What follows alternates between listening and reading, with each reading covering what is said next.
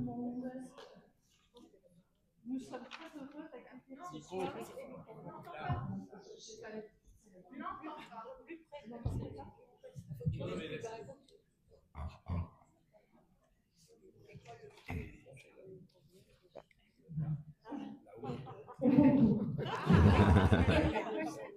Qu'est-ce qu'il y a dans la bouche? Voilà, nous sommes très heureux d'accueillir ce soir Hervé Vallée. Vous êtes médecin spécialiste de la psychiatrie de l'enfant et psychanalyste. Oui. Vous enseignez la clinique psychiatrique à l'université François Rabelais de Tours et la psychanalyse. Oui. Et depuis de nombreuses années, vous animez des séminaires de psychanalyse autour des concepts lacaniens. Et freudien. Ce soir, vous avez choisi de nous parler du stade du miroir. Oui. C'est donc un pas de côté que nous faisons ce soir, puisqu'il ne s'agit pas directement d'une conférence de philosophie, mais de psychanalyse. Et comme nous vous l'avions déjà annoncé, nous avons à cœur de faire se croiser quelquefois la philosophie avec d'autres disciplines, comme nous l'avons fait avec, par exemple, la sociologie. Ce soir, c'est un grand pas de côté que nous faisons, puisqu'il s'agit non seulement de psychanalyse, mais de psychanalyse lacanienne. Et j'ai envie de vous dire que c'est presque un défi. Alors, je connais un peu les talents de pédagogue d'Hervé Vallée, et donc je suis sûre que nous allons comprendre et apprendre beaucoup de choses. Et puis, si nous ne comprenons pas, Lacan disait, je cite, « Il est urgent de ne pas comprendre ». Oui, c'est vrai. Alors, le concept du miroir. C'est lors d'un congrès international de psychanalyse à Zurich, en 1949, que Jacques Lacan présente pour la première fois cette notion. Non. Non. C'est pas grave, je corrigerai. Bon, je cite, le stade du miroir est formateur de la fonction du jeu, JE, telle qu'elle nous est révélée dans les séances analytiques. Cette lection sera recueillie dans les écrits, c'est le gros bouquin qui est là, qui est un recueil de ses interventions en 1966 par son gendre Jacques-Alain Migret. Ça, c'est vrai. C'est vrai, exact. Cette expérience du jeu s'oppose à la philosophie issue du cogito, bien différente du sujet de Descartes. Je pense donc je suis.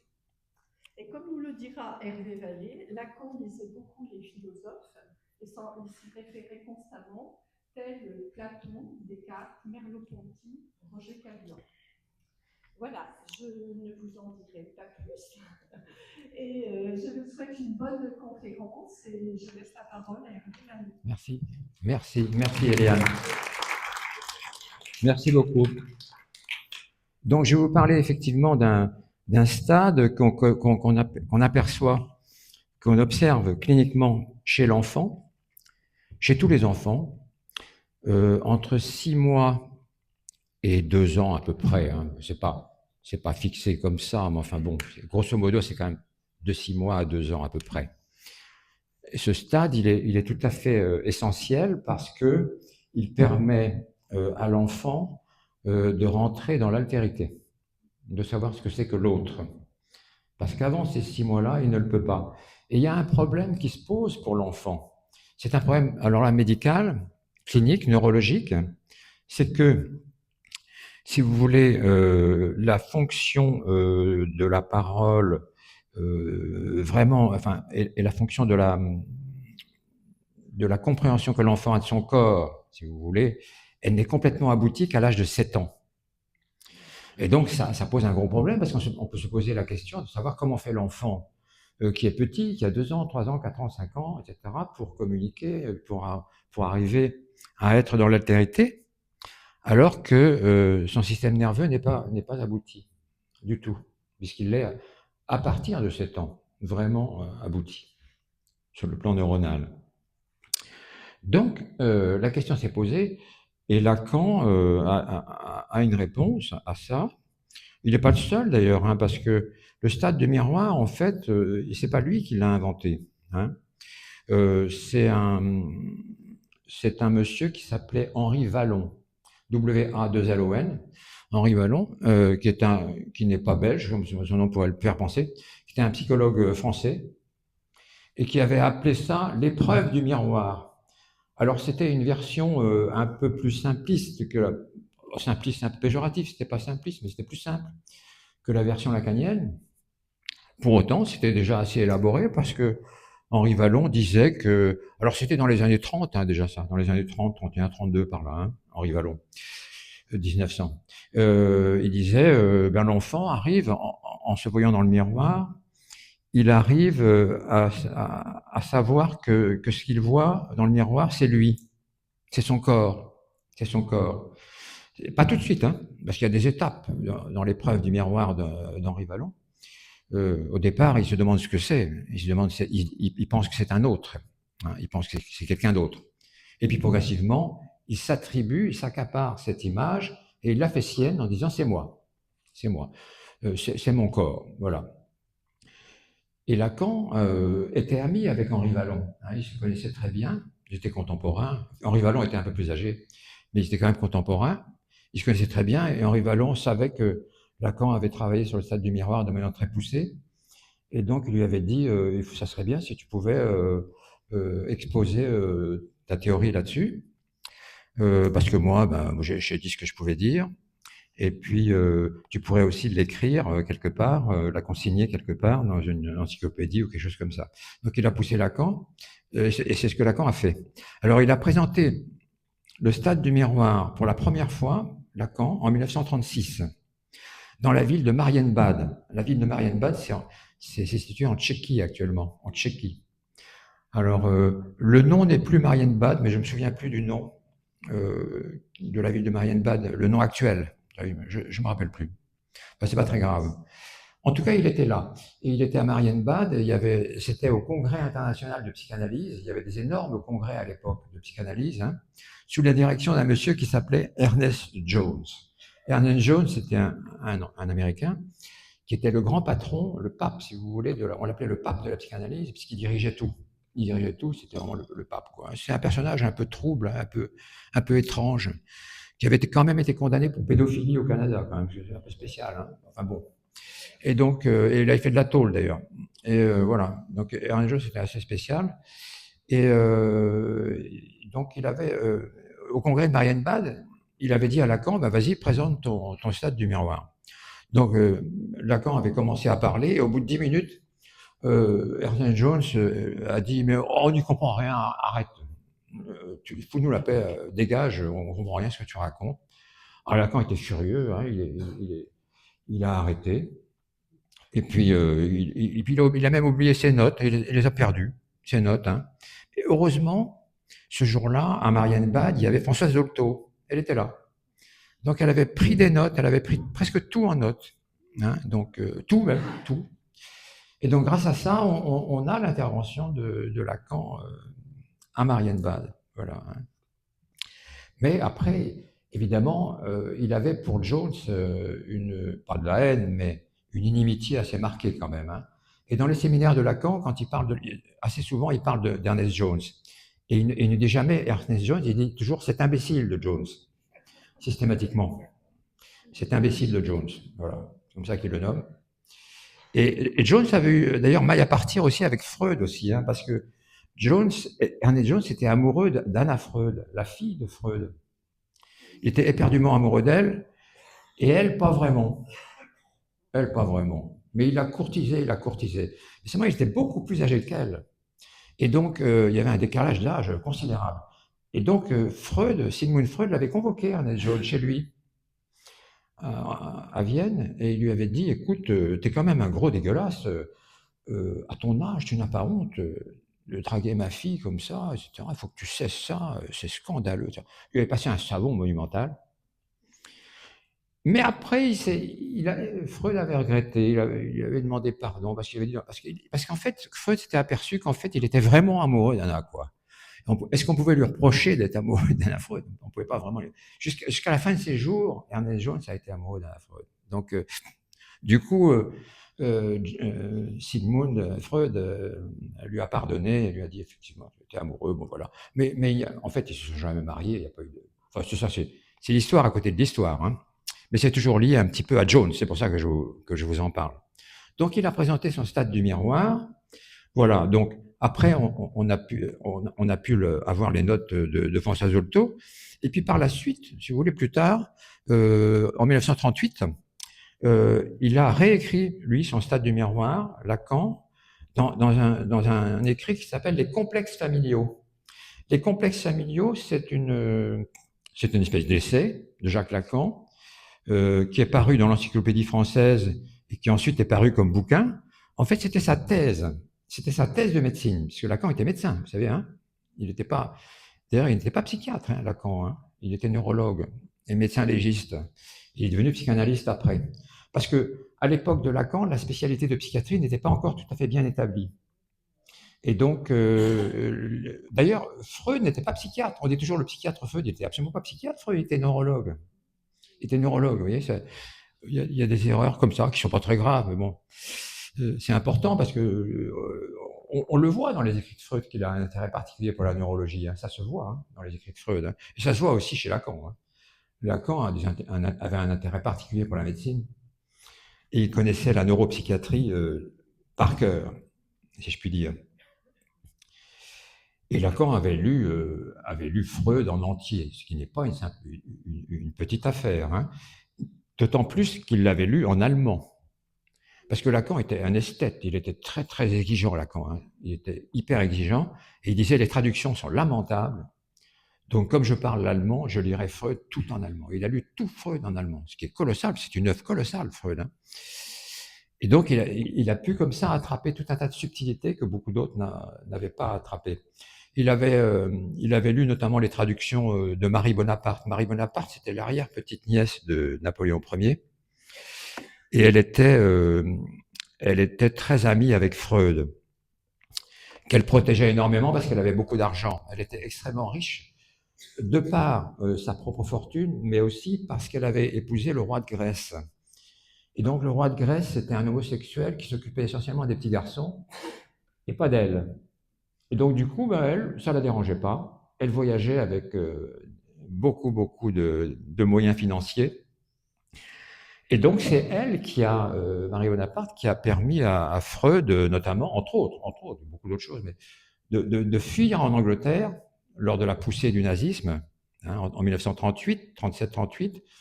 Ils sont partis là-bas, tous les Freud, presque tous, pas tous, hein. Il y a 2 sœurs de Freud qui n'ont pas pu partir, malheureusement. Je ne sais pas exactement pourquoi, c'est resté assez trouble cette histoire-là, hein.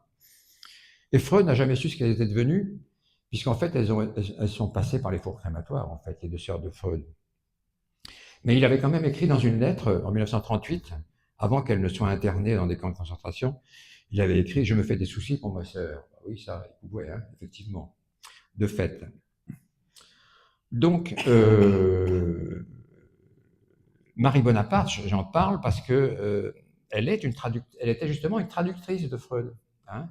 Et Lacan n'aimait pas du tout les traductions de Marie Bonaparte. Il était d'ailleurs assez méchant avec elle, hein, je trouve. J'ai vu des échanges, j'ai lu beaucoup d'échanges entre Lacan et Marie Bonaparte, qui était quand même une femme exceptionnelle, qui a fait beaucoup pour Freud, qui a protégé beaucoup de gens, qui a été extrêmement courageuse.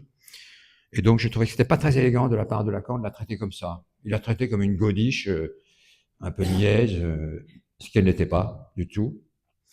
Voilà, je ne sais pas pourquoi. Je sais pas pourquoi il avait une espèce de dent contre elle. Peut-être parce que à cause des traductions qu'il trouvait pas bonnes du tout, mais bon, elle avait eu le mérite de les faire, hein, parce que c'était pas si simple quand même, hein. Donc voilà, Lacan n'était pas toujours facile. C'était pas un personnage facile. Il était compliqué à comprendre. Dans ces séminaires, vous savez, quand les gens allaient à son séminaire à Paris, c'était à la Sorbonne, c'était à la fac de droit d'Assas, ça a été à Normale Supérieure, rue d'Ulm. Il est allé dans divers endroits comme ça a été à l'hôpital Sainte-Anne aussi, à un moment donné, hein, l'hôpital Sainte-Anne. Il s'est beaucoup baladé. Et il était difficile à comprendre. Il y a beaucoup de gens qui étaient présents, il y avait énormément de monde, hein. Il y avait entre 800 et 1000 personnes à chaque fois. Donc, il y avait beaucoup de gens qui restaient dehors parce que les salles n'étaient pas assez grandes. Et la plupart des gens qui venaient écouter Lacan ne comprenaient rien à ce qu'il racontait. Mais il y avait une espèce d'aspect hypnotique, si vous voulez, quoi, hein, du fait, on sentait que ce type disait des choses étonnantes, et donc les gens étaient comme hypnotisés, et ils l'écoutaient sans comprendre. Et c'est vrai, comme l'a dit Eliane tout à l'heure, il disait souvent, il est urgent de ne pas comprendre. Cessez de ramasser des pommes sous le pommier, il disait ça. Cessez de ramasser les pommes sous le pommier. Parce que pour lui, la compréhension, c'était quelque chose de néfaste. La compréhension, pour lui, ça arrêtait la pensée. Ça cristallisait la pensée, ça la coagulait, si vous voulez. Et donc, ça rejoignait le fait qu'il ne voulait pas être publié, Lacan. C'est étrange, ça aussi, hein, parce que maintenant, les gens se battraient jusqu'au sang pour être publiés, hein, pour avoir une espèce de notoriété, pour que leurs livres sortent. Et bien, Lacan, c'était tout le contraire. Il ne voulait absolument pas être publié. Il était rageusement opposé à la publication. C'est étonnant. Il appelait ça la poubellication. Parce qu'il disait, si ce que je raconte est publié, eh bien, les gens liront ça, et puis ils liront ça comme quelque chose de fini, d'arrêté. Il n'y a pas besoin de réfléchir au-delà. Si vous voulez, c'est une pensée figée. Donc, il disait, je ne veux pas être publié. Alors, c'est son gendre qui, à force de, quand il était vieux, il commençait à être un peu gâteux, à la fin seulement, hein, vers 81 ans, par là, 80 ans. Et son gendre a fini par le convaincre de manière peut-être un peu étrange d'être publié, mais ça lui plaisait pas. Et du coup, maintenant, il est publié et il est lu dans le monde entier. Lacan, c'est quand même... on pourrait penser que c'est des petits tirages, mais pas du tout, hein, parce que quand on sait que c'est lu partout... Moi, je me suis baladé aux États-Unis pas mal, et je suis allé à l'université de Berkeley pour voir un petit peu, parce que c'est un très beau campus. Et j'ai vu qu'il y avait plusieurs séminaires sur Lacan. Ça m'a surpris, hein, quand même, hein, à Berkeley. Il n'y a pas tellement longtemps. Hein. Il n'y a pas tellement longtemps. Donc, il est lu un peu partout. Alors, évidemment, ça ne se vend pas comme des livres d'écrivains ultra renommés, mais ça se vend partout et tout le temps. Voilà, c'est ça aussi. Hein. C'est que les bouquins de Lacan, c'est pas des bouquins de Lacan, d'ailleurs, il n'a rien écrit du tout, Lacan. Il a écrit que les complexes familiaux. C'est tout. C'est tout. Et sa thèse de médecine, c'est tout ce qu'il a écrit. Et alors, quand il l'a présenté au jury, il leur a demandé « Est-ce que vous avez compris ce que j'ai écrit ?» Alors, je ne sais pas si c'était pour se faire mousser un petit peu, ils avaient tous répondu « Oui, on a tout compris, c'est super. » Et Lacan a dit « Ah ben si vous avez tout compris, c'est que j'ai complètement raté mon truc, il faut que je refasse tout. » Donc, il a tout déchiré, il a tout recommencé. Parce que c'était pas... donc, que les gens aient tout compris, ça ne l'arrangeait pas du tout. Ça ne l'arrangeait pas. Et il disait toujours aux gens qui venaient l'écouter, si vous ne me comprenez pas maintenant, c'est pas grave parce que vous comprendrez après. Et ça, c'est vrai. Ça, c'est quelque chose chez Lacan qui est étonnant. Quand vous lisez un texte de Lacan, dans ses séminaires ou dans les écrits ou ailleurs, eh ben, vous verrez qu'il y a des moments où vous ne comprendrez pas. Et même si vous restez sur des phrases pendant 1 heure, vous n'allez pas la déchiffrer.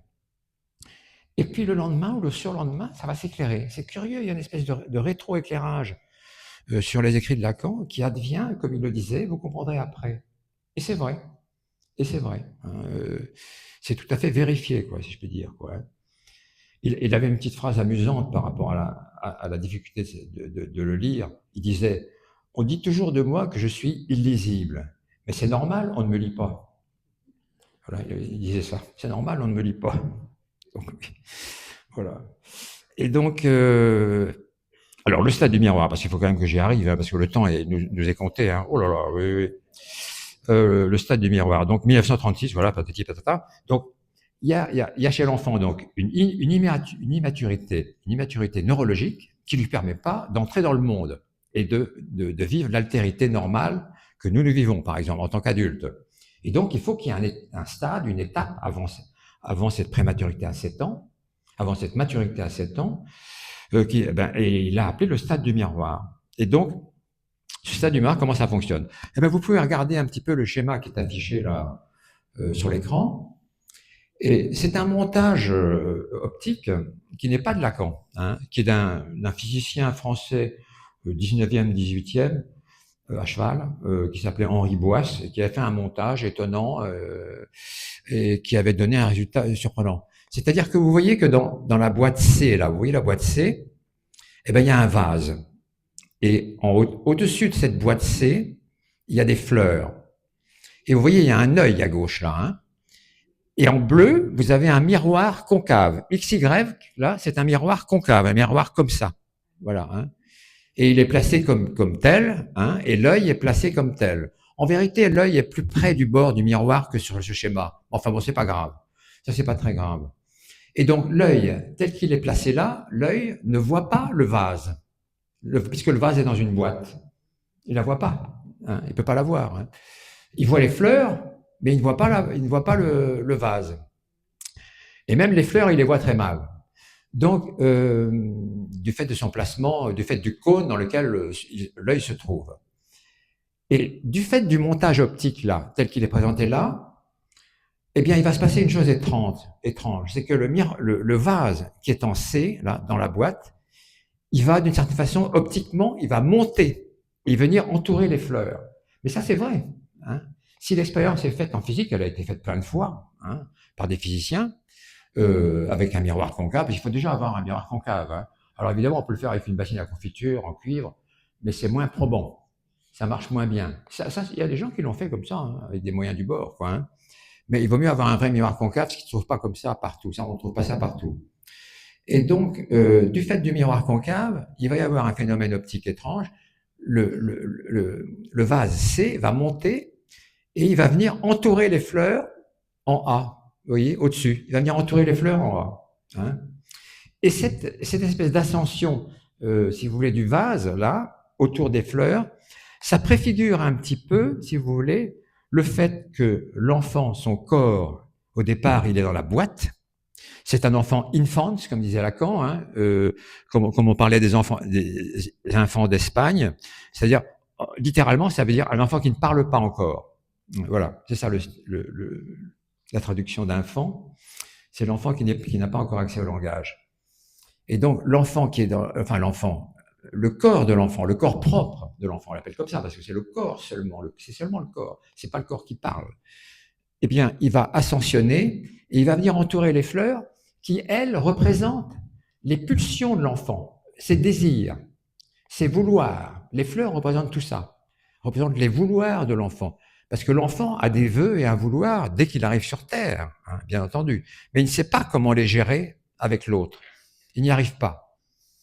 Dès lors que son corps va venir entourer de manière unifiée ses pulsions, ses désirs, eh bien, il va y avoir une sorte d'unité de l'enfant qui va arriver, qui va advenir bien avant que l'enfant ait 7 ans. Bien avant que l'enfant ait 7 ans. Heureusement, parce que sinon, comment ferait-il, hein?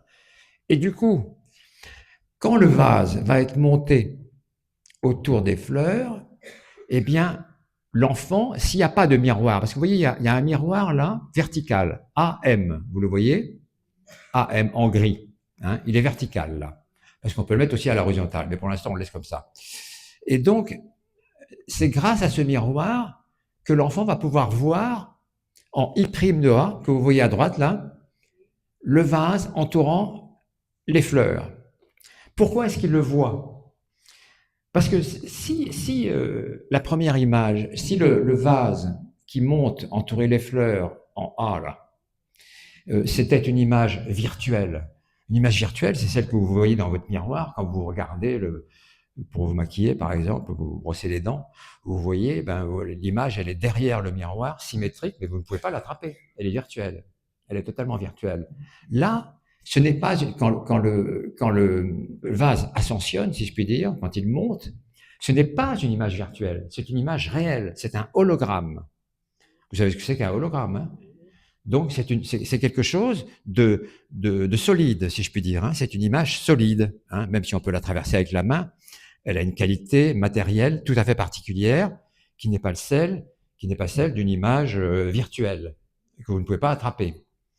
Et c'est parce que c'est une image réelle qu'elle peut se refléter dans le miroir AM. Parce que si c'était une image qui n'était pas holographique, elle ne se reflèterait pas dans le miroir.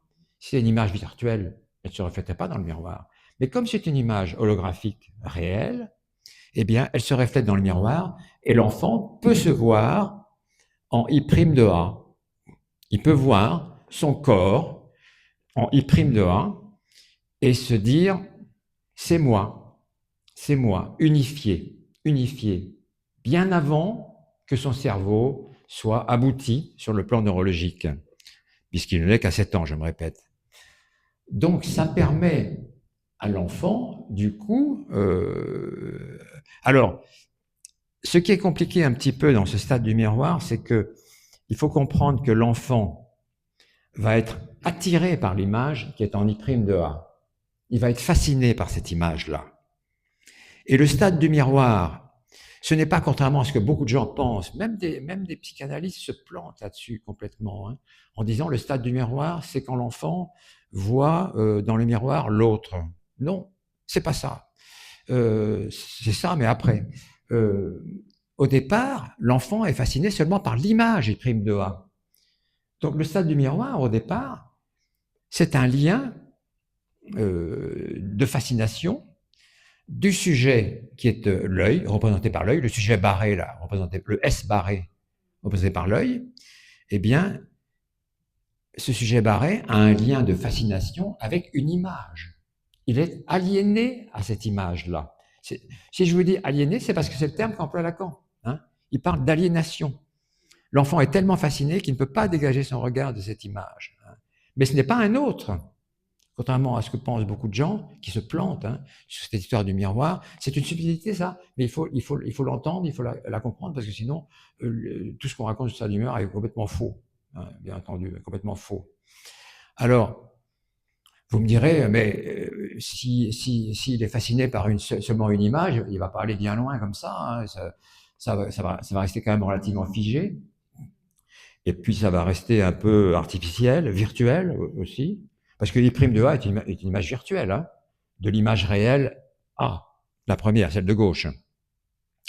Donc, il va bien falloir qu'à un moment ou à un autre, l'enfant quitte un peu cette aliénation assez terrible quand même, hein, pour admettre qu'à la place de l'image virtuelle puisse arriver l'autre de l'altérité, son semblable, son père, P-A-I-R, le père de l'enfant, hein, qui peut être n'importe qui, hein, ça peut être à la maternelle ou avant, à la crèche, etc.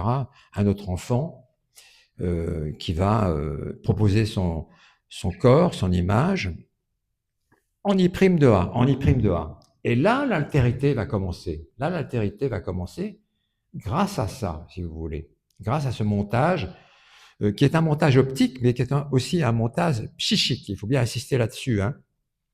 C'est-à-dire que ce qui est représenté métaphoriquement ici, sur ce schéma, c'est quelque chose qui se passe psychiquement.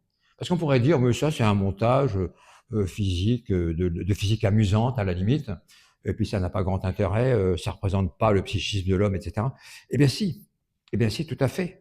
Parce que c'est ce qui arrive effectivement tout à fait à l'enfant. Il n'a pas besoin d'un miroir concave, l'enfant, hein, bien entendu. Il n'a même pas besoin d'un miroir AM, il n'a pas besoin de ça. Qu'est-ce qui va lui servir de miroir à l'enfant? Ben, c'est sa mère, s'il en a une. Hein, c'est sa mère ou quelqu'un d'autre. Qui va lui dire, qui va valider, parce que l'enfant, quand il va se voir dans le miroir, il va avoir ce que Lacan a appelé une jubilation. Il va jubiler dans son image. C'est un bonheur ineffable pour lui que de se voir, que de se reconnaître. Et donc, il va arriver un moment où ça ne sera plus son image à lui, mais un autre. Alors, évidemment, c'est très intéressant parce que l'altérité va s'installer psychiquement et pas du fait du montage optique. Ce montage optique, j'insiste bien là-dessus, n'est qu'une métaphore de ce qui se passe psychiquement pour l'enfant. Il faut bien entendre ça. Il ne faut pas vous pensiez que l'enfant, pour advenir à l'altérité, va être obligé d'avoir un miroir concave chez lui, un miroir plan, etc. Et puis tout un tas de bins, il y a un vase, tout ça. Non, il a besoin de rien du tout. Hein. Il se débrouille très bien tout seul sans tout ça. Mais l'intuition lacanienne, elle est quand même géniale parce que quand on suit des enfants, ce que je fais depuis maintenant beaucoup de temps, on observe que c'est exact, quoi. Hein, c'est exact, ça se passe vraiment comme ça. On le voit, quoi, dans l'évolution des enfants. Moi, je vois des enfants petits. J'en vois d'autant plus que j'ai supervisé des crèches municipales pendant très longtemps, jusqu'à il y a pas longtemps d'ailleurs, hein, des crèches municipales de la ville de Tours. je faisais des supervisions. Et donc, j'ai pu observer beaucoup les tout petits, de 1 an, 2 ans, etc. Et puis en consultation, bien entendu, il m'arrive d'avoir des enfants tout petits aussi, mais aussi beaucoup d'enfants qui sont en maternelle et puis qui sont en primaire, etc. Et donc, ce phénomène-là, on l'observe.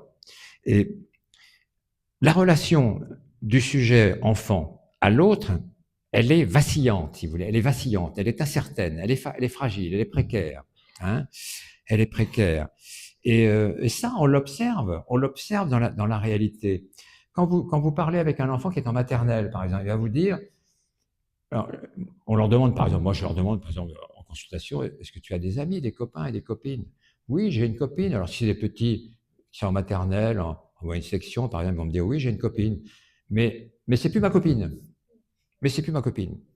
Et puis, je la revois quelques jours après, puis elle me dit, bah, maintenant, c'est encore ma copine. Mais j'ai une autre copine. Donc, il y a une espèce de versatilité comme ça, d'altérité, qui perdure et qui est due au fait que ce système, il est vacillant. Hein. L'image de l'autre est vacillante et l'enfant n'est pas encore tout à fait bien établi, assis, si vous voulez, dans une altérité solide, hein, tout à fait sécurisé. Il ne l'est pas vraiment. Et donc, ces amitiés dans les classes de maternelle, par exemple, hein, eh bien, sont tout le temps changeantes. Tout le temps changeantes. Hein. Elles passent de l'un à l'autre. Ce qui était la copine un jour ne l'est plus le lendemain, etc. Et ça, c'est tout à fait compréhensible, parce que c'est ça, ce qui se produit. Hein, simplement, c'est la versatilité et le vacillement de l'image qui fait que ça n'est pas stabilisé, tout simplement. Ça n'est pas stable.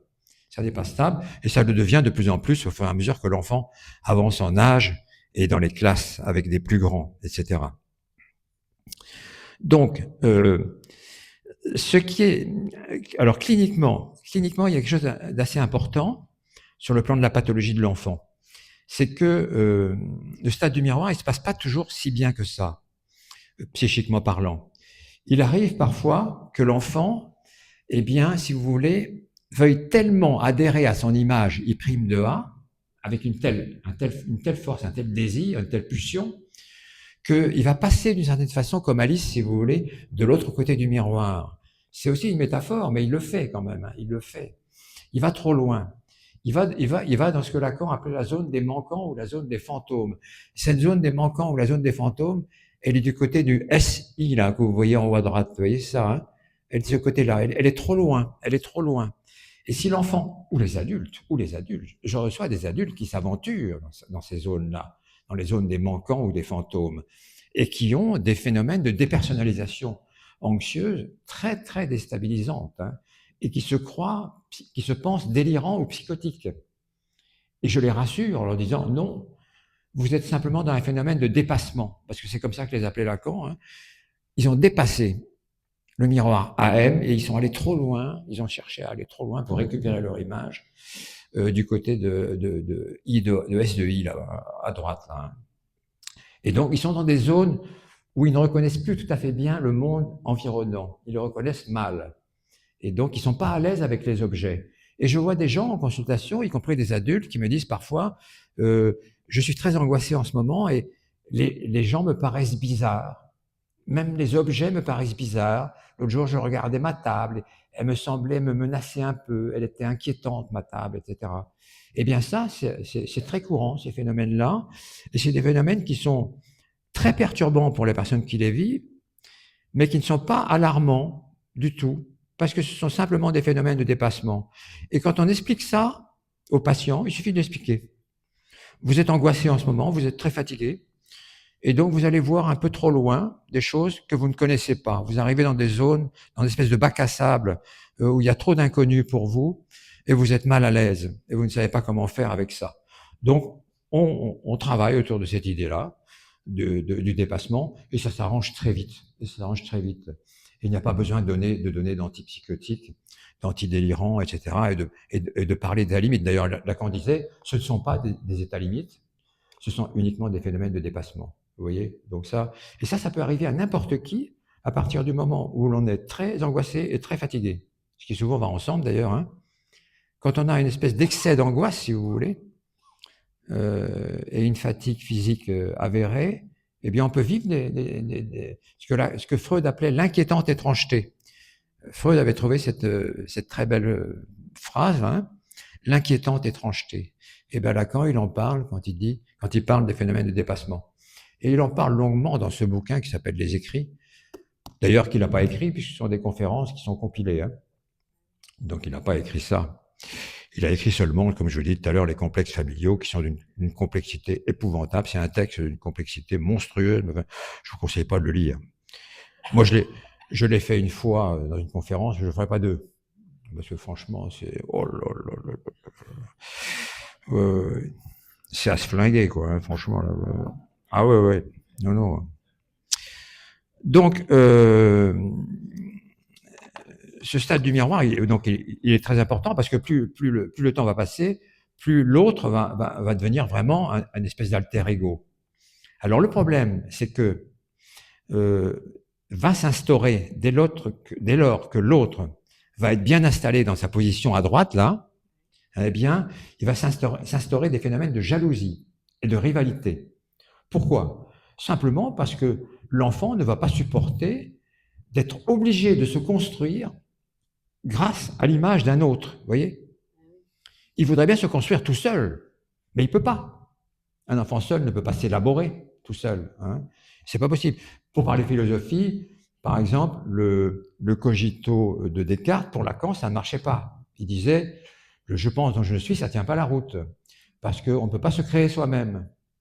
Parce que dans le je pense dont je suis, le sujet se crée lui-même. Le premier jeu crée le second jeu. Ce qui n'est pas possible, sauf à avoir des pouvoirs divins. Le jeu de je pense ne peut pas créer le jeu de je suis. D'autant plus que le jeu de je pense est un jeu instable. On ne sait pas trop ce que c'est. Est-ce que c'est un moi établi, vraiment assis, stabilisé? Non. Vous savez très bien que votre moi, le mien, etc., c'est quelque chose d'incertain, qui est toujours vacillant éternellement, etc. Et donc, se permettre avec ce moi-là, qui est mal, dont les contours sont peu précis, se permettre de créer un autre, celui qui est, je suis, ce n'est pas possible. Et Lacan avait ramassé ça dans cette phrase qui dit tout, on ne peut pas se créer soi-même. Voilà, pour parler du... Ça ne veut pas dire qu'il n'admirait pas Descartes. Il admirait beaucoup Descartes et il en parle dans beaucoup de séminaires. Mais cette phrase-là, le cogito, non, ça lui allait pas. Et donc, quand l'autre est bien installé, donc, ce que je vous disais, il y a des systèmes de rivalité, d'agressivité qui s'installent, au point que l'enfant peut vouloir même la mort de l'autre. Hein. Il peut vouloir le détruire. Et c'est pour ça qu'on voit souvent, dans les petites classes, etc., chez les enfants petits, des agressivités féroces, des enfants qui mordent, qui griffent les autres, etc. Alors qu'ils sont gentils, mais ils agressent celui dont il ne voudrait pas être l'image, à la limite, dont il ne voudrait pas être dépendant. Voilà, c'est ça. Dont il préférait ne pas être dépendant pour pouvoir se construire tout seul. Mais c'est pas possible. Et donc, cette rivalité, elle s'installe là et elle va durer toute la vie, en fait. Hein. Toute la vie, nous avons des systèmes de rivalité et de jalousie vis-à-vis d'un tel ou une telle, etc. Ça existe toujours. Vous savez, dans les années 70, il y a eu un phénomène curieux. Il y avait des gens qui avaient décidé que la jalousie, ça n'existait plus. Dans les années 70. Hein. Les alliés libertaires, on disait la jalousie, c'est un sentiment réactionnaire, bourgeois, et donc c'est complètement ridicule, on n'a pas à être jaloux. Et si on est cocu 30 fois, on ne doit pas être jaloux. Hein.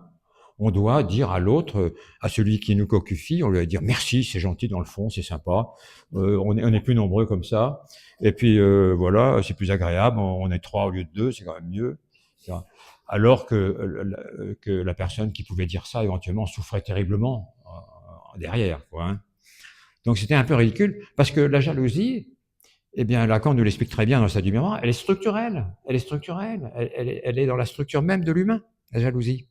Donc on ne peut pas l'effacer par un décret, ou par une phrase, ou par une révolution, ou par tout ce que vous voulez. On peut pas l'abolir, la jalousie. Elle est là, elle est nécessaire même. Elle est nécessaire parce que ça permet de nous distancier, de mettre l'autre à distance, d'une certaine façon, de le mettre à distance. L'aimer, le haïr, le jalouser, avoir une rivalité, ça permet de régler un petit peu la distance entre nous et l'autre, vous voyez? Et de ce fait, le stade du miroir est quand même très précieux. Alors, oui, si l'enfant, en regard de l'autre, dans l'altérité, veut, si vous voulez, ressembler à l'autre d'une telle façon qu'il serait pratiquement l'autre, si vous voulez. Il voudrait tellement être comme l'autre, par identification, c'est le terme qu'on emploie en psychanalyse, par identification. Identification, ça veut dire vouloir être comme, hein, vouloir être comme. Donc l'enfant pourrait vouloir être comme. En même temps, il y a la rivalité, il y a la jalousie, mais il y a aussi l'amour pour l'autre, un amour important, très puissant, au point que l'enfant pourrait vouloir être l'autre. Et là aussi, c'est extrêmement aliénant, et ça peut aller jusqu'à la dissolution du sujet. Hein. L'enfant peut disparaître dans l'autre, hein, disparaître littéralement dans l'autre, se dissoudre dans l'autre, parce qu'il a voulu tellement l'être qu'il disparaît. Il s'escamote en l'autre. Et ça, c'est un risque que l'on voit souvent. Et on peut dire que le désespoir amoureux dans les ruptures, par exemple, il est en partie lié à ça. Hein. Il est partie lié à ça, c'est que on a une telle identification, une telle puissance d'identification à celui ou à celle que l'on aime,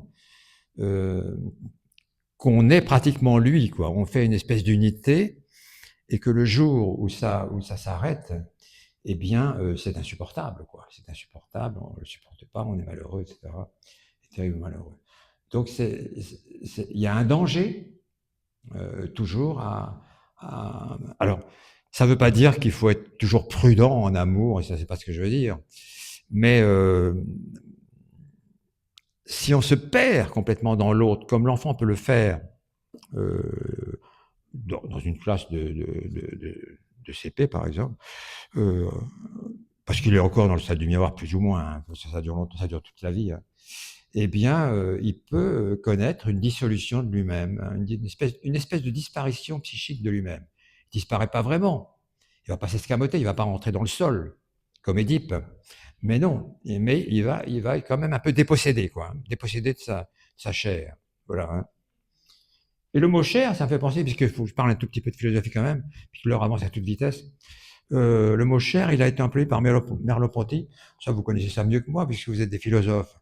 Donc, Merleau-Ponty, c'était un philosophe, donc contemporain de Lacan à peu près, hein, à peu de choses près, qui assistait au séminaire de Lacan. Il a assisté au séminaire de Lacan pendant longtemps. Puis après, ils sont plus ou moins un peu fâchés. C'était pas une guerre, hein, mais enfin, ils étaient un peu distants, quoi, l'un de l'autre, à partir du moment où il n'est plus venu au séminaire de Lacan. Et Merleau-Ponty, il avait une théorie assez particulière. Il disait l'enfant connaît un phénomène d'incorporéité. Voilà ce que disait Merleau-Ponty, le philosophe. Incorporéité, un phénomène de chair. C'est-à-dire que dans le monde, l'enfant allait si vous voulez, se rendre visible dans le monde du fait d'une espèce de coagulation de lui-même avec le monde, avec lui dans le monde. C'est plus ça. Pas avec le monde, avec lui dans le monde. Parce qu'il y a le sujet, là, il n'est pas encore tout à fait dans le monde, et puis il va dans le monde. Alors c'est le même, mais il y a quand même le sujet lui-même, si vous voulez, pas encore élaboré tellement, et le sujet dans le monde, visible dans le monde. Et Merleau-Ponty disait que l'enfant, eh bien, avait par rapport à cet environnement qui est le monde des autres, eh bien, le souhait de pouvoir s'y retrouver dans ce monde-là, d'être visible dans l'invisible. Voilà, c'est ça. D'ailleurs, il y a un bouquin de Merleau-Ponty qui s'appelle Le visible invisible. Hein. Le problème, c'est que les bouquins de Merleau-Ponty, il y en a plus beaucoup qui paraissent, hein, qui sont édités. J'ai deux mots à vous dire éventuellement aussi de Roger Caillois. J'ai constaté avec un peu de tristesse que pratiquement plus rien de Roger Caillois n'est édité. C'est quand même curieux, hein, parce que Merleau-Ponty, je le trouve moins intéressant que Roger Caillois. Ça, c'est personnel. Hein. Vous pouvez avoir une idée différente. Mais parce que la théorie de Merleau-Ponty, ouais, je trouve pas que ça aille très loin, quoi. D'être visible dans l'invisible. parce qu'il appelait le chiasme. C'est-à-dire que pour lui, il y avait une espèce de charnière entre le sujet qui n'était pas encore rentré dans le monde et le sujet qui était dans le monde et invisible dans ce monde-là. Il y avait une espèce de charnière qui lui permettait, un chiasme, qui lui permettait de faire le lien, quoi, entre lui, sujet, et le monde. Voilà. Et il appelait ça la chair. C-H-A-I-R, Merleau-Ponty, hein, la chair du monde, la chair du monde. Et donc, si vous lisez du Merleau-Ponty, comme L'œil et l'esprit, par exemple, hein, L'œil et l'esprit, c'est un bouquin de... Celui-là, il est édité encore, hein, Merleau-Ponty, L'œil et l'esprit. Et puis, il y en a d'autres hein, de Merleau-Ponty. Oui. Mais c'est surtout dans L'œil et l'esprit qui parle de ça, qui parle de la chair du monde. Et donc, c'est quelque chose quand même qui est un peu proche du stade, qui peut se rapprocher un peu du stade du miroir, puisque dans le fond, c'est un sujet face à lui-même, invisible dans le monde, vous voyez. Donc il y a quelque chose quand même là un petit peu... et puis il y a une espèce de combat, un petit peu aussi de rivalité, curieusement, entre le sujet et lui-même, parce que le sujet va chercher à, si vous voulez, à maîtriser l'image de lui dans le monde, dans l'invisible, à chercher à en avoir une certaine maîtrise. Et ça va être une espèce de lutte que dont Lacan dit que c'est presque une lutte à mort, et qu'elle est nécessaire. Et Merleau-Ponty plutôt disait ça. C'est presque une lutte à mort, mais qu'elle est nécessaire, et ça c'est vrai, parce que ça permet à l'enfant d'intégrer la notion de sa finitude, de sa fin éventuelle, même si elle est lointaine pour l'enfant, d'intégrer le fait qu'il est mortel, c'est quand même extrêmement important. Hein. Faire croire à l'enfant qu'il est éternel, c'est la dernière des choses à faire. Hein, bien sûr, ça. Faut surtout pas faire ça. Il y a des parents qui le font et c'est la catastrophe, hein, bien entendu. Donc ça, pour dire deux mots de Merleau-Ponty, je vais vous dire deux mots de Hegel également, parce que Lacan est allé très longtemps à un séminaire d'un autre philosophe hein, qui s'appelait André Koyev. Vous connaissez André Koyev, hein, je suppose, non? Je ne sais pas. Il est connu, André Koyev. Hein. Et donc, André Koyev, c'était un spécialiste de Hegel. C'est le grand spécialiste de Hegel. Hein. C'est lui qui a écrit une étude sur la phénoménologie de l'esprit de Hegel. Il était le super spécialiste, il reste d'ailleurs le super spécialiste de Hegel. Il est mort, mais pour autant, ces bouquins font autorité, quoi, hein, à Koyev. Et donc, Lacan allait, parce que Koyev était un peu plus âgé, Lacan allait au séminaire de Koyev et ça l'avait beaucoup séduit, ce que Koyev racontait sur Hegel et sur la philosophie telle que Hegel la présentait. Et Hegel, il disait, lui, l'enfant a une conscience de soi tout de suite. Donc, c'est pas comme Lacan. Hein, c'est pas comme Lacan. Parce que chez Lacan, vous voyez que il y a des phénomènes de rebond, ça se passe pas immédiatement, il y a du retard à l'allumage, etc. Il y a le stade du miroir, il y a des étapes, ça se fait pas comme ça. Et puis là, par contre, chez Hegel dit il y a une conscience de soi tout de suite, et cette conscience de soi, disait Hegel, c'est le désir. C'est le désir. C'est le désir. Ça peut se comprendre, ça, c'est pas tellement compliqué, parce qu'en fait, quand vous arrivez à la conscience, que vous êtes tout petit, vous arrivez à la conscience, eh bien, vous voyez les objets autour de vous. Vous voyez tout un tas d'objets. Vous voyez votre mère, vous voyez votre tétine, vous voyez les poupées, les petits trains, les voitures, etc. Et donc, tout ça, ça vous attire. Vous avez une satisfaction à voir tous ces objets-là. Bien entendu, c'est extrêmement important. Et donc, que Hegel dise la conscience de soi et le désir, c'est la même chose, eh bien, on comprend tout à fait. Parce que la manifestation première de la conscience de soi, c'est désirer. C'est désirer. Hein. Donc c'est quand même important ça. Mais la différence avec Lacan, c'est que Hegel dit ça se passe tout de suite. Tout de suite. Comme chez Merleau-Ponty d'ailleurs. Hein. L'incorporéité de Merleau-Ponty, elle est immédiate. Elle n'est pas à 8 mois, etc., comme le stade du miroir. Elle est tout de suite. Hein. Alors, il y a des nuances qui sont d'importance là, entre les philosophes et Lacan, bien entendu, mais qui ne gênait pas Lacan, hein, pas du tout, et qui s'intéressait, ça l'a pas empêché de s'intéresser énormément aux philosophes. Lacan avait lu, je me répète, mais il avait lu absolument pratiquement tous les philosophes, hein, en partant du plus ancien, le Parménide, jusqu'à Heidegger, hein, parce que Heidegger était un ami à lui. D'ailleurs, c'était un peu douteux, hein, parce que Heidegger avait un peu une attitude pendant la guerre par rapport au nazisme et tout ça. Et donc, l'amitié d'Heidegger et de Lacan a toujours été considérée comme un peu sulfureuse quand même, hein, un peu étrange. Mais ils étaient très amis. Hein. Ils se voyaient en France. Lacan avait une maison de campagne dans la région parisienne, dans un village qui s'appelait Guitrancourt. Et Heidegger, avec sa femme, venait très régulièrement là, le voir. Hein. Alors Heidegger lui disait tout le temps, tu sais, je comprends absolument rien à ce que tu racontes. Hein. Voilà. Bon, mais Lacan, il s'en foutait. Ça lui posait pas de problème de pas être compris. Ça lui posait aucun problème. Parce qu'il disait, Lacan, il disait, l'important c'est pas la compréhension, l'important c'est le savoir. C'est pas la même chose, hein. Parce que le savoir, il n'est pas figé. Le savoir, il est toujours en mouvement. Il va toujours de l'allant et de l'avant, le savoir. Alors que la compréhension, c'est un arrêt, c'est une cristallisation, une coagulation, si vous voulez, quoi. Hein. Donc c'est pour ça, Lacan, il voulait bien que les gens sachent, mais il ne voulait pas qu'ils comprennent. On peut comprendre ça aussi. On peut entendre ça. Hein. Donc Hegel, voilà. Donc on constate que chez Hegel, comme chez Merleau-Ponty, eh bien, si vous voulez, la conscience de soi, elle est en rapport avec l'environnement, avec le monde. Mais vous constatez que chez Lacan, ça n'est pas du tout la même chose. La conscience de soi n'a rien à voir avec le monde. La conscience de soi, elle a à voir avec une image, simplement, et non pas avec le monde. Vous voyez, la nuance, elle est importante. C'est peut-être la chose la plus importante même que je puisse vous dire dans cette petite conférence, très courte, parce qu'une heure, c'est pas grand-chose pour faire tout ce que j'avais à faire. C'est pas suffisant, mais c'est pas grave. Il faut savoir des fois. Lacan disait ceci, il disait ce que l'homme peut pas faire, il le laisse. Ça paraît être une phrase banale, mais elle est pas si banale que ça. Parce qu'aujourd'hui, je suis obligé de laisser tout un tas de choses parce qu'on n'a pas le temps, c'est tout, c'est normal. Hein. Et c'est pas triste, c'est comme ça. C'est comme ça, c'est que l'homme, ce que peut pas faire, il le laisse.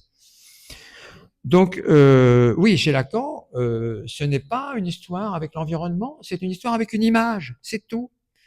L'enfant est aliéné à une image, pas l'environnement. C'est pas l'incorporeité, c'est pas la chair de Merleau-Ponty, c'est pas le monde de Hegel, l'invisible, etc. Et puis, si on parle de Roger Caillois, c'est pareil. Roger Caillois était aussi un philosophe un peu surréaliste, un peu curieux, mais intéressant, très intéressant. Hein, et je suis peiné, moi, de voir qu'il n'est pratiquement plus édité. Alors, on trouve tous ces bouquins, Roger Caillois, mais dans des éditions, des vieilles éditions, quoi. On les trouve en occasion, quoi, en occasion, sur Amazon ou des trucs comme ça. On trouve Le mythe et l'homme. Le mythe et l'homme, c'est un des bouquins les plus importants de Roger Caillois, Le mythe et l'homme. Et puis on trouve aussi Méduse et compagnie. Je vous cite celui-là, Méduse et compagnie, parce que c'est dans Méduse et compagnie qu'il parle surtout du mimétisme. Et là, il y a du mimétisme là-dedans, hein, dans le stade du miroir. Le mimétisme, il est en jeu. C'est pour ça que Lacan est allé chercher Roger Caillois. C'est pour cette raison-là. Hein. Et Roger Caillois, lui, il avait une appréhension assez curieuse du monde. Il avait une appellation étrange. Il disait « l'homme vit une psychasthénie légendaire ». Ça, c'est très connu, hein, ce terme, cette locution de Roger Caillois, la psychasthénie légendaire. Je vous explique en 2 mots ce que ça veut dire. Ça veut dire que le sujet, c'est un peu ce qu'on a dit déjà pour d'autres personnages là, à l'instant, le sujet va tellement, si vous voulez, se perdre dans le décor, parce que c'est ça. Là, c'est encore l'environnement, c'est pas Lacan, c'est l'environnement, encore une fois de plus. C'est le monde, hein, et le décor va se fondre tellement dans le décor, eh bien, qu'il va se perdre, qu'il va se dissoudre dans ce décor-là, hein, disait Roger Caillois. Et donc là, on n'est pas à l'étage de Lacan, puisque chez Lacan, je me répète pour la 4e fois, chez Lacan, c'est l'aliénation à une image. Et chez Roger Caillois, c'est pas du tout ça, c'est la psychasthénie légendaire. Alors pourquoi il emploie ce terme de psychasthénie légendaire? Eh bien, parce que l'enfant, en regard de l'univers, va se trouver d'une certaine façon phagocyté, si vous voulez, capturé par l'univers, et ne va faire plus qu'un avec le décor. L'enfant va être, l'enfant ou l'animal, va devenir le décor lui-même.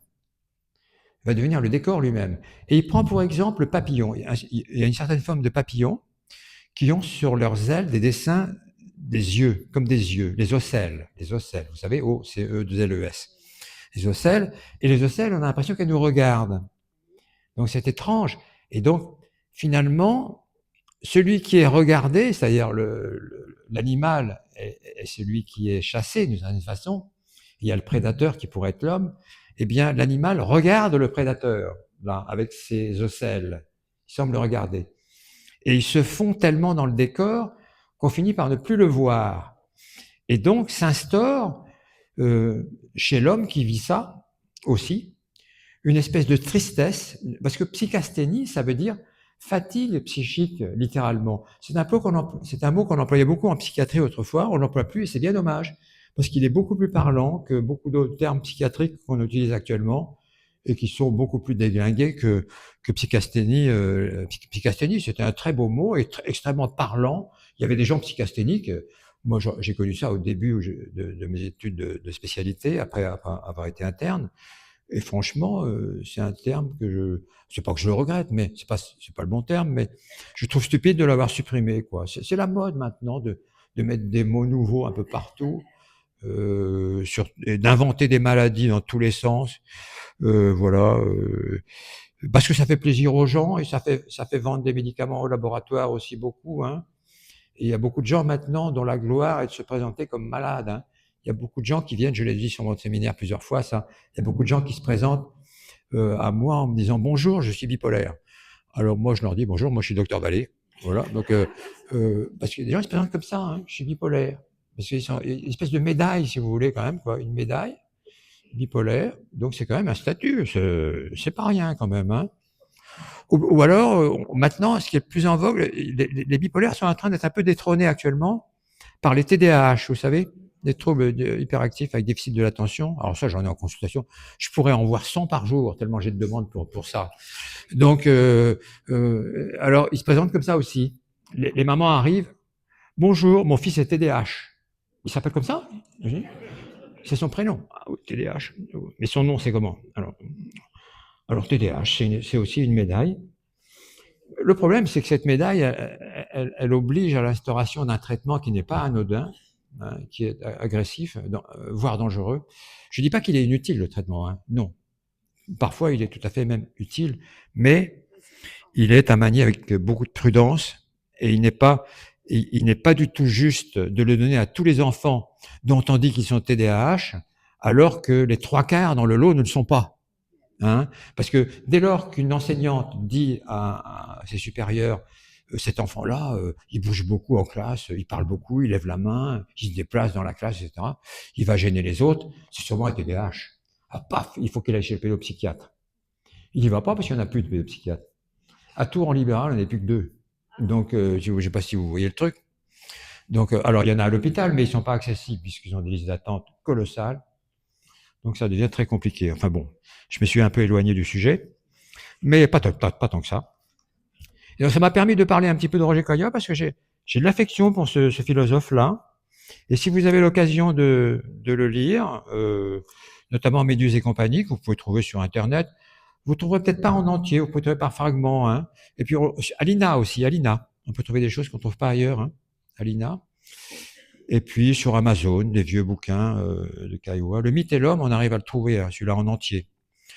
Et ça parle beaucoup de tout ça, quoi, des thèses de Roger Caillois, qui sont très surprenantes, hein, très étonnantes.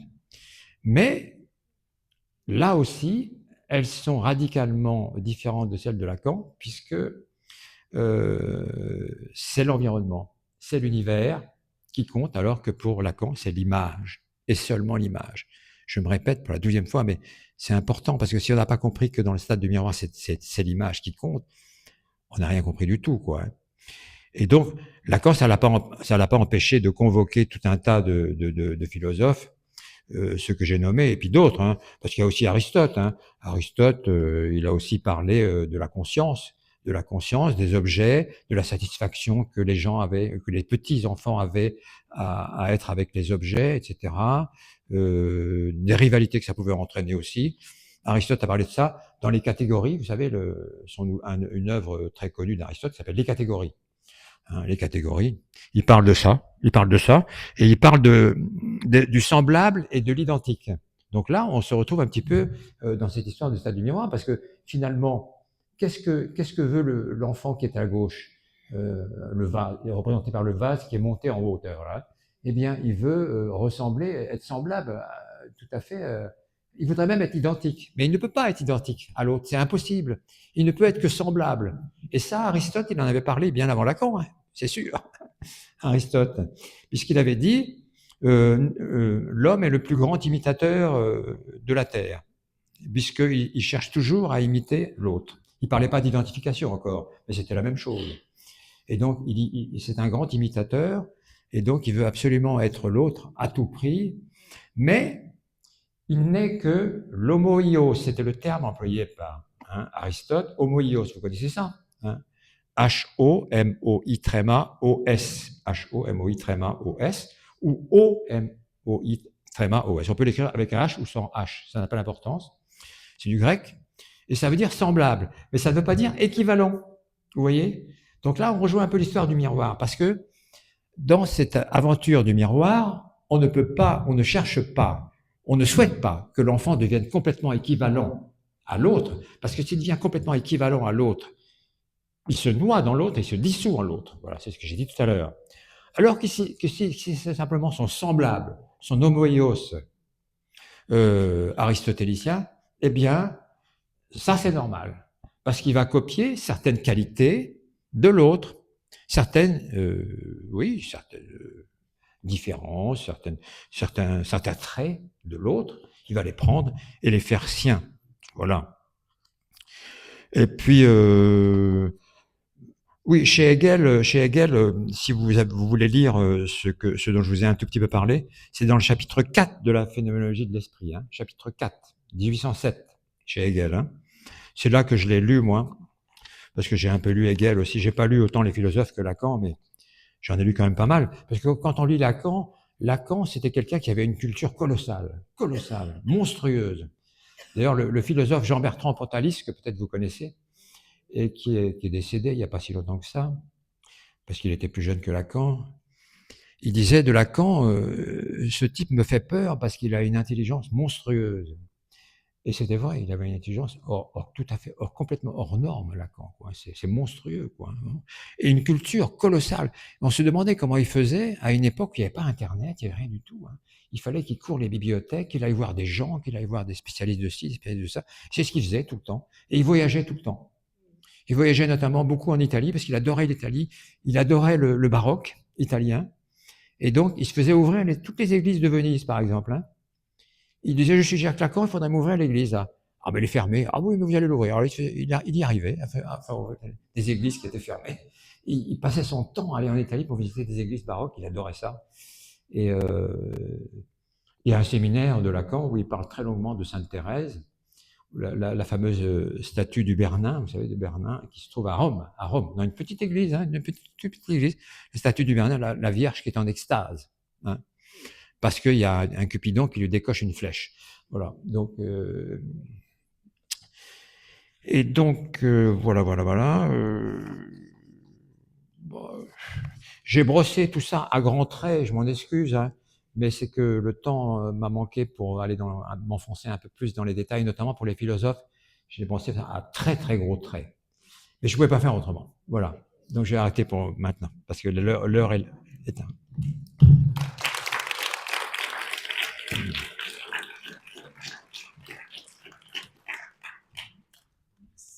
Merci beaucoup, Hervé. Je t'en prie, je t'en prie. Conférence très intéressante. Maintenant, vous pouvez poser des questions si vous en avez. Voilà, parole est à vous. Si vous avez des questions, n'hésitez pas. Hein, c'est pas, il n'y a aucune question bête. Il n'y a que les réponses qui sont stupides parfois, et pas les questions.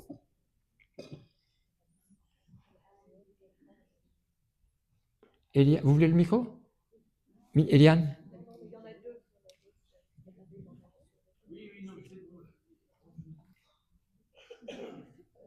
Ah non, je crois.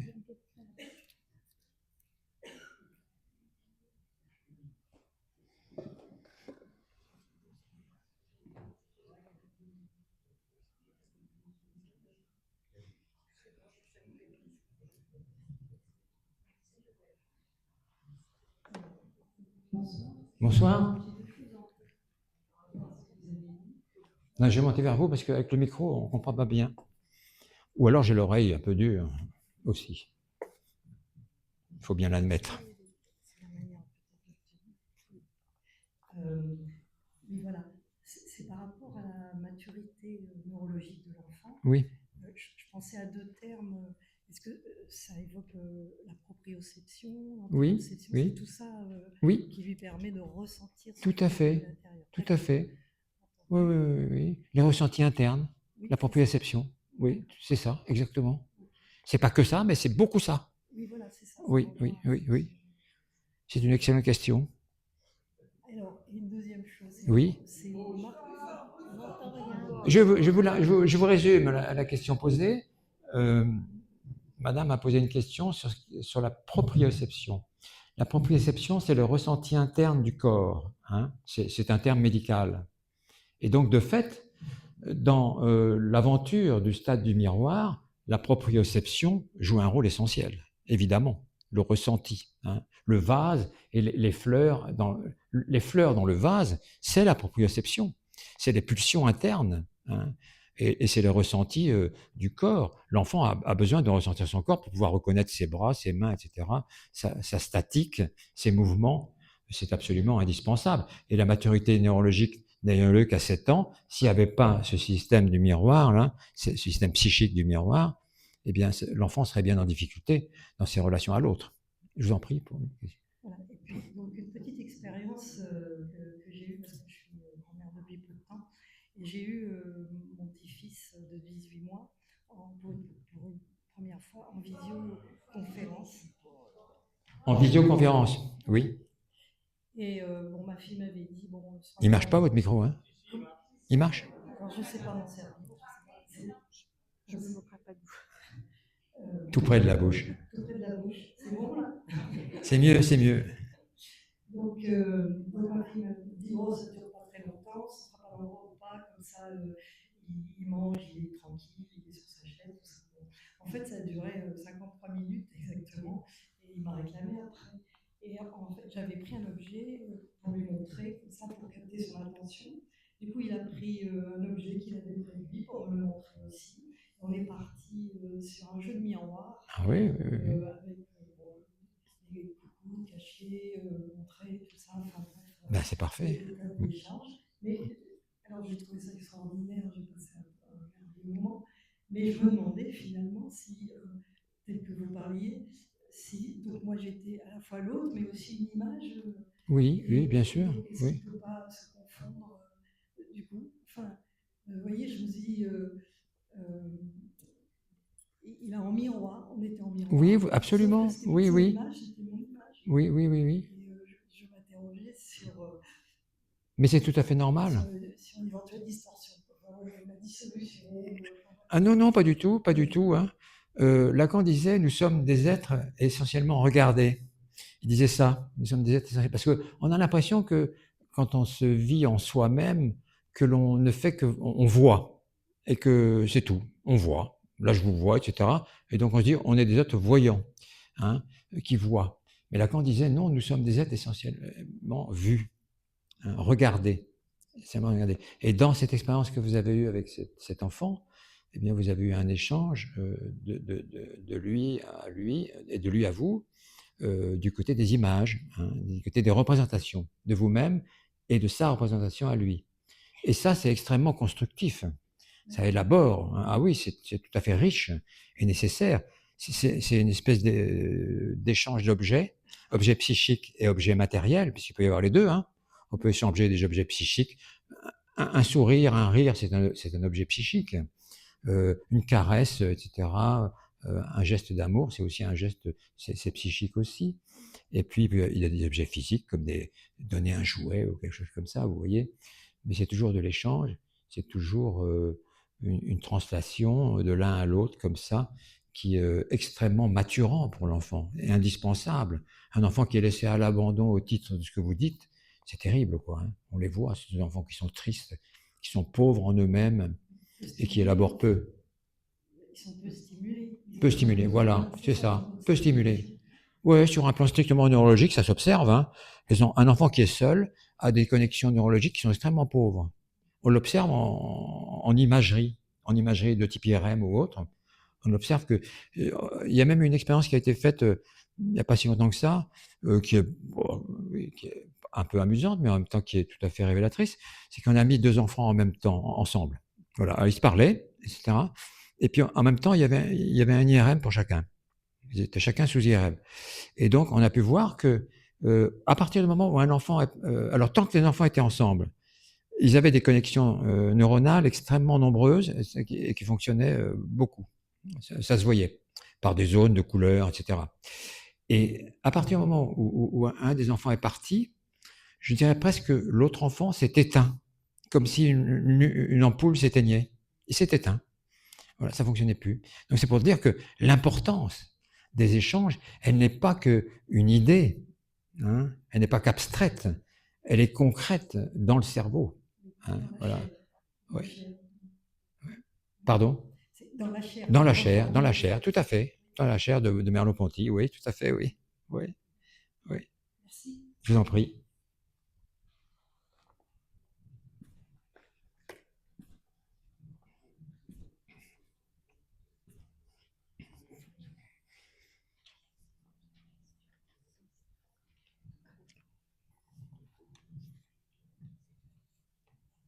Bonsoir, monsieur. J'ai une question à vous poser, mais qui est peut-être en dehors de ce qui vient d'être évoqué. Mais je voulais quand même vous la poser. J'ai entendu parler d'une jeune femme qui a accouché et qui, à partir de quelques jours, rentrée chez elle, a ressenti cette impression d'être l'enfant. Alors, c'est-à-dire que tout ce qu'elle faisait, la journée entière se passait un peu comme si elle était l'enfant, comme si l'enfant était elle et qu'elle était l'enfant. Alors, il semblerait qu'elle ait discuté avec quelques autres mamans et qui lui ont dit mais c'est quand même étrange ce que tu ressens là. Non. C'est quoi que tu ressens? C'est quoi vous avez dit? C'est très étrange. Ah, très étrange. Non, pas tant que ça, mais bon. Alors justement, la question que je voulais vous poser, c'est hormis le fait que cette maman ait ressenti ça et vécu ça, comment est-ce que, en admettant que ce soit un fait qui soit reconnu, comment on pourrait imaginer que l'enfant vit ça? C'est-à-dire en tant que bébé de quelques jours. Oui, c'est ça. Et d'ailleurs, ça a duré environ 3-4 mois, cette histoire. Donc, oui, 3-4 mois, vous voyez, hein, le temps qui a précédé le temps du miroir, pratiquement, hein, à peu de choses près.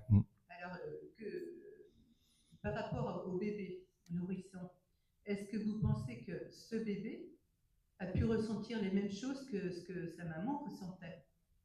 Oui. Est-ce qu'il y a cette possibilité de comprendre? Tout à fait. Enfin, d'expliquer ce oui, je comprends très bien votre question. Elle est très pertinente. Et toutes les questions sont pertinentes, mais elle l'est celle-là aussi, beaucoup, sacrément. En fait, si vous voulez, les enfants tout petits qui viennent d'arriver, eh bien, ils font avec leur maman une unité presque parfaite. Ils font un. Lacan appelait ça le 1 avec un U majuscule. Hein, un.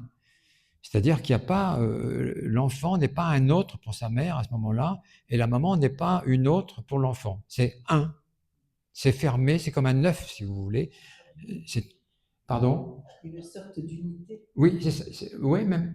C'est plus qu'une sorte d'unité, c'est l'unité, vraiment. L'unité stricte, hein, unité stricte. Et elle n'est pas du tout pathologique. Elle est tout à fait normale, et l'enfant ne se différencie pas de sa mère. Il n'a pas la conscience, par exemple, on parlait de la proprioception tout à l'heure, il n'a pas la conscience des distances de lui entre sa mère, par exemple. Hein. Par exemple, il peut penser que son bras est dans sa mère, ou que sa tête est encore dans sa mère. Hein. Et il peut avoir ce genre de ressenti-là. Et donc, il y a une fusion à la fois psychique, mais aussi physique, complète, chez l'enfant tout petit, et qui n'est pas du tout pathologique. Qui est normale et qui disparaît justement, précisément, à partir de 4, 5, 6 mois, quand l'image de quelqu'un d'autre ou de lui-même va advenir et que là, l'enfant va se rendre compte qu'il ne fait plus un avec sa mère. Lacan avait une façon de formuler ça, il appelait ça le phallus. Il disait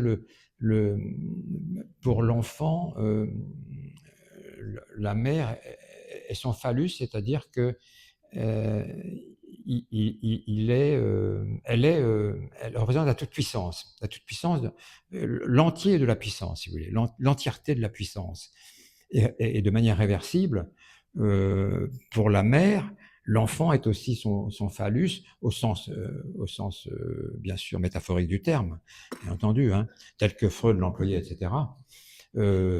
L'emblème de la toute-puissance, l'enfant représente aussi ça pour sa mère. Donc c'est quelque chose qui est symétrique dans cette espèce d'œuf premier là, un avec un U majuscule dont vous parlez, et qui n'a aucun caractère pathologique. Hein, il est tout à fait normal. Hein, il est même nécessaire. Quoi, hein, il est nécessaire. Et par contre, après, à partir de 4-5 mois, il est nécessaire que l'enfant se défasse de cette unité-là. Hein. Il est absolument nécessaire qu'il prenne ses distances avec sa mère. On appelle ça d'ailleurs la castration, hein, tout simplement. Hein. C'est-à-dire que l'enfant, il faut qu'il abandonne sa toute-puissance. Au même titre que je disais tout à l'heure qu'il est nécessaire que l'enfant apprenne qu'il est mortel un jour ou l'autre et qu'il va arrêter. On ne peut pas dire à un enfant qu'il va mourir, parce que les petits-enfants, ils ne comprennent pas ça. Tu vas mourir. Non, mais par contre, on peut dire ça différemment. On peut dire à un tout petit, tu sais, il y a un jour où tu arrêteras de vivre, mais dans longtemps. On le rassure quand même, hein, on ne va pas dire tu ne vas pas arrêter de vivre demain. Mais il y a un jour, tu arrêteras de vivre. Alors on peut donner des exemples, on peut dire, parce que tu sais, par exemple, ton grand-père, il n'est plus là, parce qu'il était très vieux, alors il a arrêté de vivre. Et ça ne choque pas du tout les enfants. Ça ne les choque pas du tout quand on en parle comme ça. On peut leur parler de la mort comme ça, et ils sont pas traumatisés, quoi. Hein. On va pas leur dire, il est à la morgue, c'est horrible, il est tout violet. Non, non. On leur dit, non. On dit, il a arrêté de vivre, voilà, des choses un peu. Mais l'intérêt de dire, il a arrêté de vivre, c'est que c'est la vérité.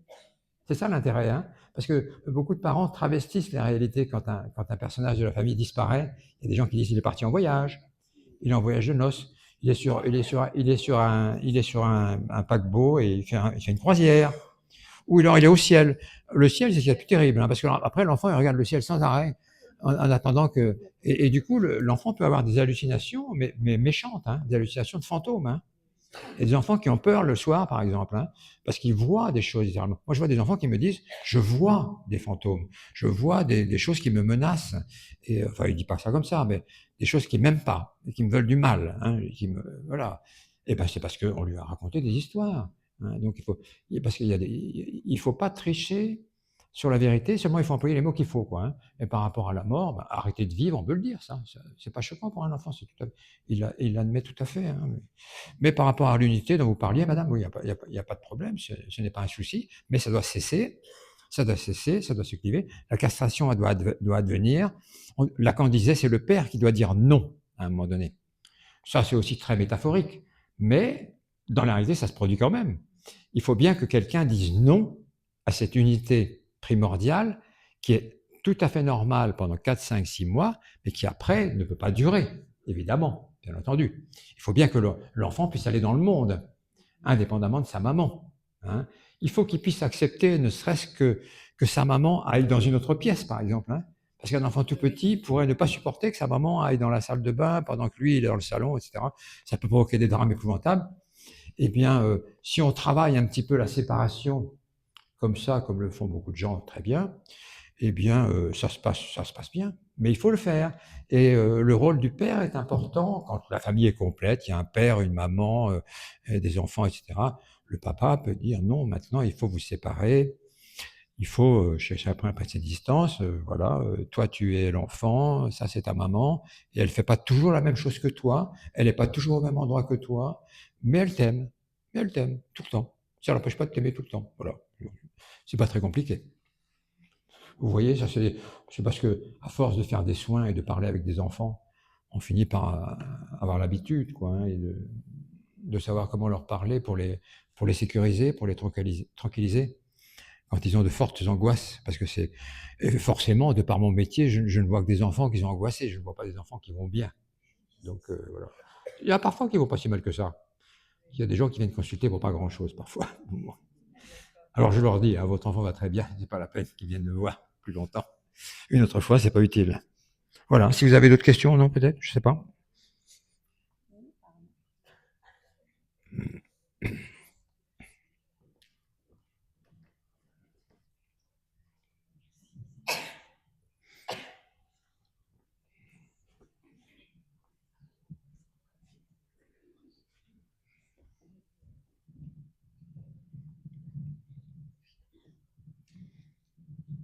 Oui, bonsoir.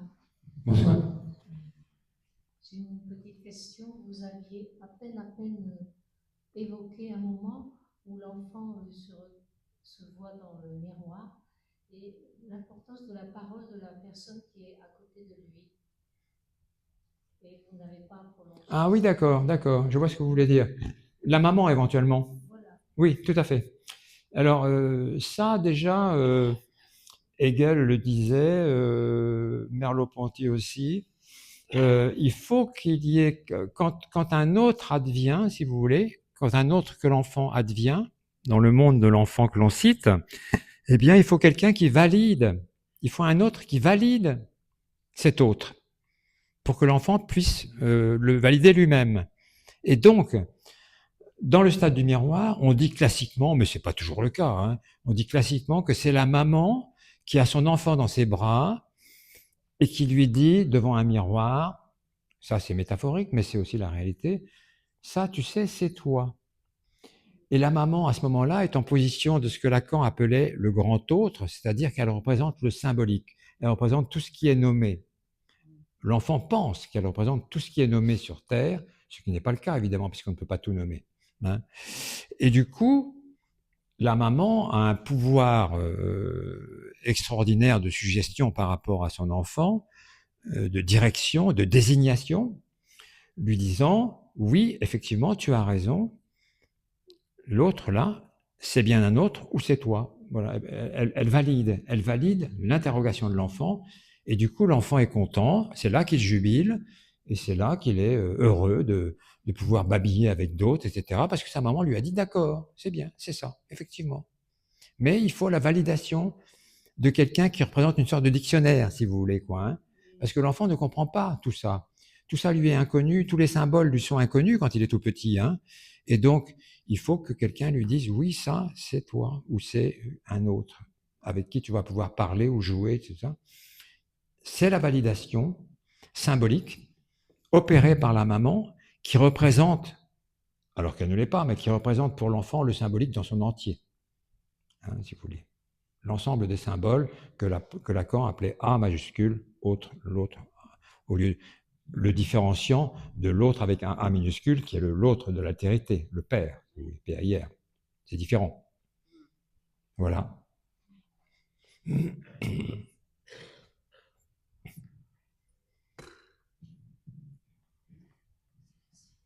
y a une dernière question, peut-être?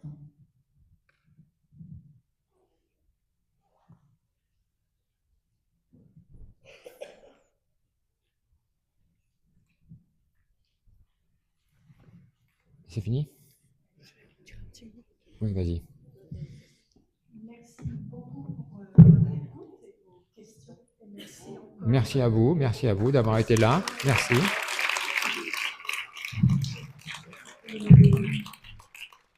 Nous vous rappelons que cette conférence était la dernière avant l'été. Nous vous retrouverons au mois d'octobre pour une conférence avec la philosophe Joëlle Vasque qui viendra nous parler de l'art au grand air, aussi art prenez l'air. Voilà, et nous vous souhaitons un très bel été. Merci. Au revoir.